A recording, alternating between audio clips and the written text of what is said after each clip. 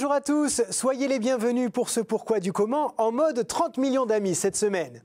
Une fois n'est pas coutume, nous allons parler animaux de compagnie. Allez, je vous laisse quelques secondes pour essayer de trouver quel chien pourrait avoir un rapport avec la religion.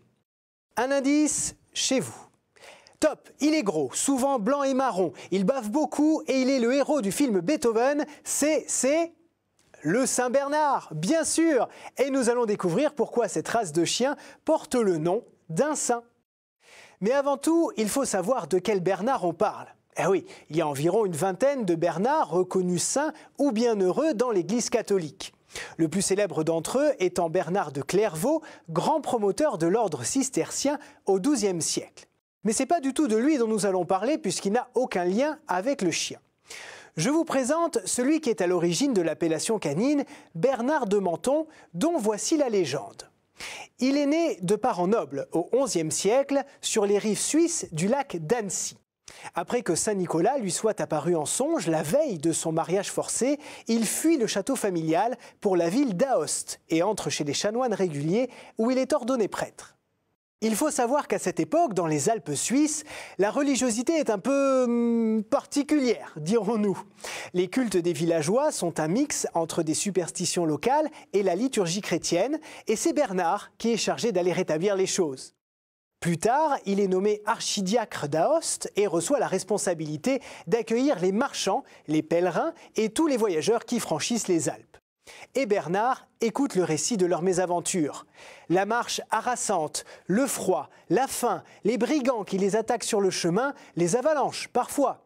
Et c'est là qu'il décide d'agir. Il fait construire 2 hospices sur 2 cols particulièrement dangereux des Alpes suisses, le Grand et le Petit Saint-Bernard, puis il y établit une congrégation religieuse chargée d'accueillir les voyageurs et d'en prendre soin. Voilà, ça c'est pour l'œuvre de Bernard. Mais le chien dans tout ça? Eh bien c'est assez simple, il a pris le nom du fondateur de ces hospices, puisque c'est tout là-haut dans les Alpes suisses que la race a été créée. En fait, vers 1670, de riches familles helvètes offrent de gros chiens de montagne aux religieux de l'hospice qui s'en servent d'abord pour sécuriser les lieux. Petit à petit, les chanoines développent un élevage et c'est le croisement de différentes races qui va faire naître le chien du Saint-Bernard. Ça, c'est son nom originel qu'on connaît aujourd'hui sous le seul diminutif Saint-Bernard.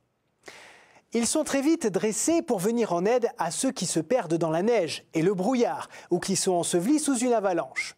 Rien d'étonnant puisque ce chien peut détecter une présence jusqu'à 6 mètres sous la neige grâce à sa truffe humide et son sens de l'orientation extrêmement développé.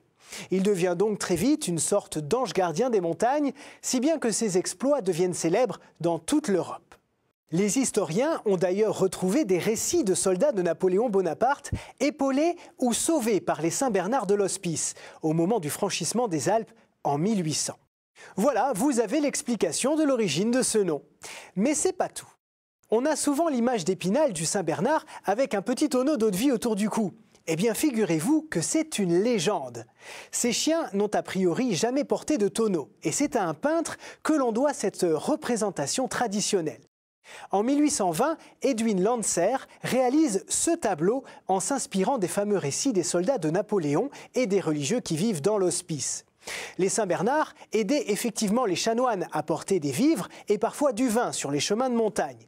Mais ce n'était jamais le cas à l'occasion de missions de sauvetage dans les avalanches. Un tel dispositif était bien sûr trop encombrant pour évoluer dans la neige meuble, même pour un Saint-Bernard.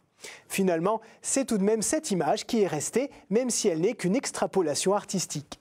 Ça y est, vous savez tout. Merci de nous avoir suivis et à la semaine prochaine pour de nouvelles aventures. Au revoir.